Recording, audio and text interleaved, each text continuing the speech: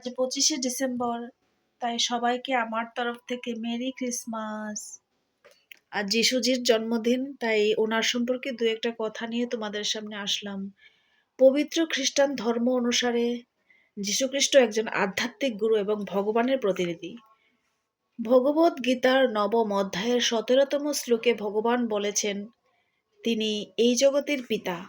আরো অনেক কিছু আছে গীতাতে, আমি এত শত জানি না। আমার মনে হয় যদি কোনো ব্যক্তি ভগবান শ্রীকৃষ্ণকে ভালোবাসেন তাহলে তার যিশুকেও ভালোবাসা উচিত, কারণ যে পুত্রকে ভালোবাসে সে পিতাকেও ভালোবাসবে।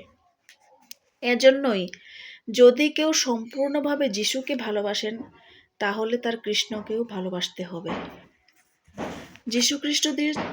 যীশুখ্রিস্টজির জন্মদিন উপলক্ষে আমি সাধারণভাবে ওনার জন্মদিনটা সেলিব্রেশন করলাম। আমার এই ভিডিওটা ভালো লাগলে ভালোবাসা দিয়ে সাপোর্ট করে পাশে থেকো। টাটা।